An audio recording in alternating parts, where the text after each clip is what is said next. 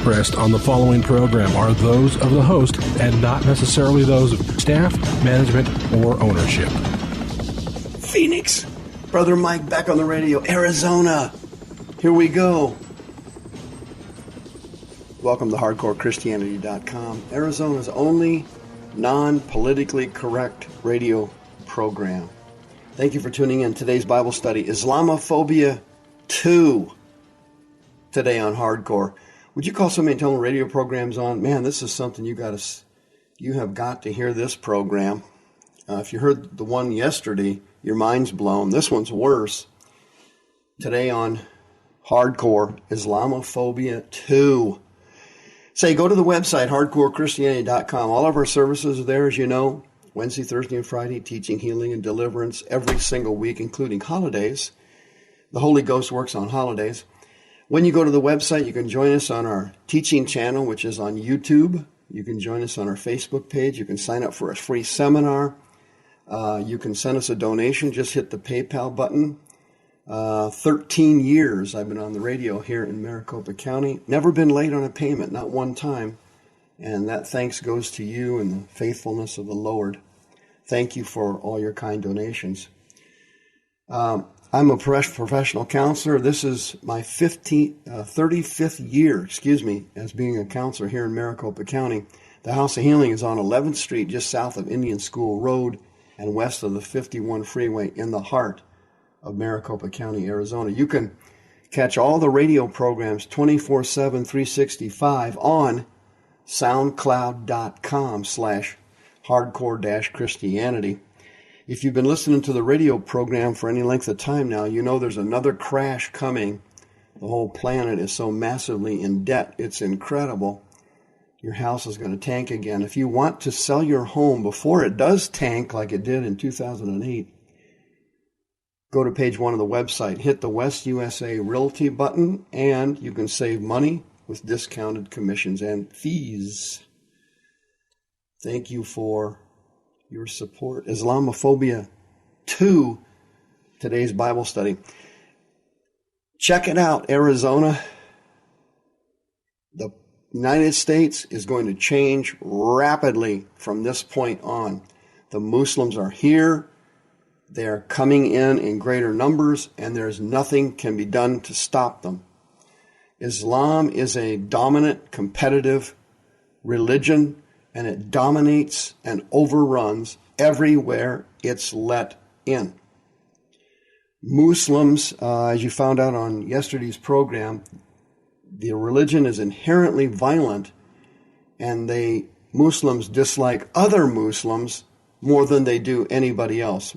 Muslims kill Muslims so often, it's like a hobby. But in America, you've got to understand, if we eliminate all the violence of Islam, from a sociological standpoint, the religion is totally incompatible with American values.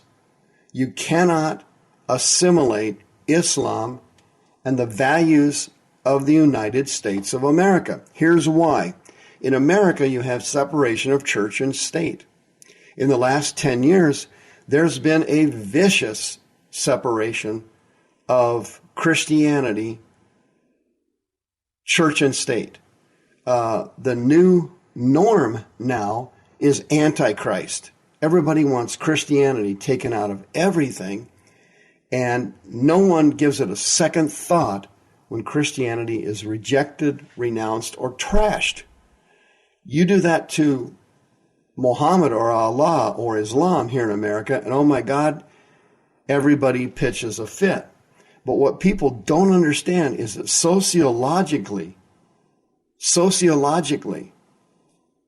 Islam is totally incompatible with the United States because Islam does not separate church and state. They're included one with another. The concept of Sharia law includes church and state. In America, it's separated. So in America, you cannot discriminate based on religious issues. Let me give you an example. Women are second-class citizens in Islam, And the way women are treated would never go over here in America. If you look in the Quran, in Surah chapter 2, quote, "Women are your fields. Go then into your fields whenever you please." Men have authority over women because God has made the one superior to the other, and because they spend their wealth to maintain them. Good women are obedient. They guard their unseen parts because God has guarded them. As for those from whom you fear disobedience, admonish them and forsake them in beds apart and beat them. In the United States, let me give you a couple of quick examples. We call it domestic violence. Okay, if you slap your wife in an argument, your neighbors call the cops come to your house, guess what happens to you? Hello, Sheriff Joe. Dude, you get drug out of your door in handcuffs, put in the back of the police car, and they drive you down to say hello to Sheriff Joe. We call that domestic violence. Okay, in Islam, it's called marital therapy. If your woman gets out of line, you give her a good pistol whipping. And don't you understand, it's not antisocial to do that. You're not getting it, are you? Females are second-class citizens. They've only got the legal right to vote in Saudi Arabia just within the last few years. In the United States, it's illegal to discriminate against someone based on sex. Of course, people do it, but if you get caught, it's illegal. Women have equal rights here in America as men. Now, granted, those rights are not administered properly in every sense, but it's still legal. Legally, women and men are the same. In Islam, women do not have equal rights. They are discriminated against. They are used as breeding machines. In Islam, castration is normal. It's common in Islam for women to be circumcised, but actually it's castration. When a man is circumcised, his sexuality and his sensuality is not compromised. When women are circumcised, their clitoris is cut off so they don't have orgasms. They cut their clitoris off so women will be modest and not get involved in lustful, adulterous behavior in Islamic societies. You're not getting it, do you? Can you imagine cutting the clitoris off of American women? Are you crazy? That's not going to work sociologically. In the Quran, chapter 4, quote, "A male shall inherit twice as much as a female. Call in 2 male witnesses from among you. But if 2 men cannot be found, then 1 man and 2 women whom you judge fit to act as witnesses." Women are discriminated against in Islam. It's incompatible with values and laws in the United States of America. Women have dress codes males do not have. In some Islamic states, women have to wear a beekeeper outfit. Do you know why? It's a sin for them to show their eyes if they have attractive or sensual eyes. So they've got to wear a beekeeper outfit so men can't see their eyes and become aroused.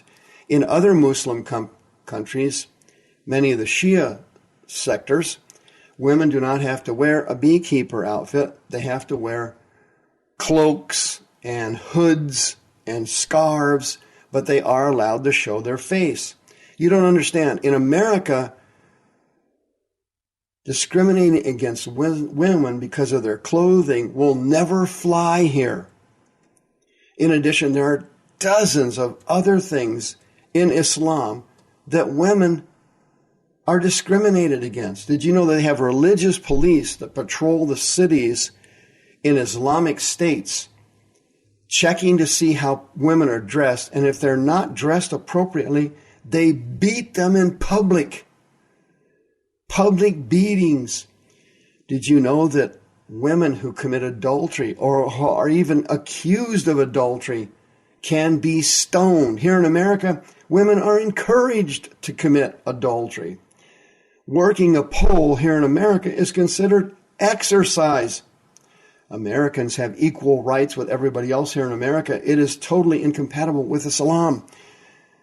If you have intercourse with someone who is under the age of 18, whether you're male or female, and you are an adult over 18, that is called statutory rape. In Islam, it's called marriage. You are allowed to marry women down to as low as 9 years old. To prepare a 9-year-old girl for marriage, they call it thighing. Do you know what thighing is? The adult male places his penis between the legs of the child to get them used to sexuality so they can be married off at age 9. In Islam, they have honor killings. If you disgrace your family, your parents are legally allowed to murder you. You're not getting it, are you? Islam is incompatible with American values. Wives can be beaten for making bad meals or wearing wrong clothing or giving birth to a child who is a female when the husband wanted a male. You're allowed to beat them. You think women are discriminated against in Islam? You ought to see homosexual. Are you gay?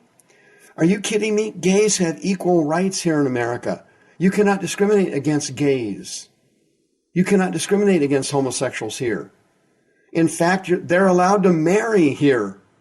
You can get married legally in America if you're a homosexual. You know what you get in Islam? You know what Muslims do to you? That's right. Execution.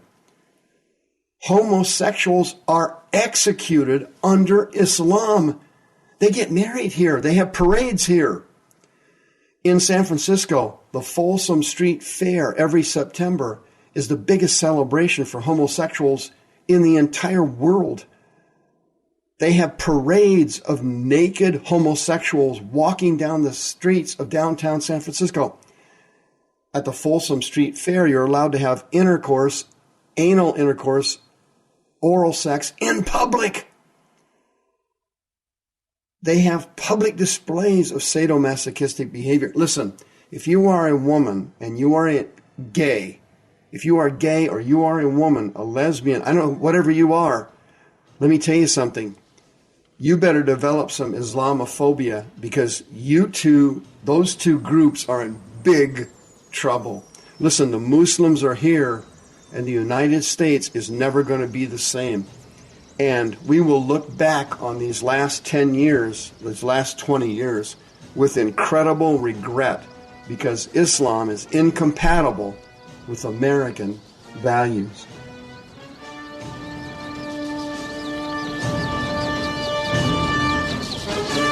The views expressed on the preceding program are those of the host and not necessarily those of staff, management, or ownership. This program has been sponsored by Michael W. Smith.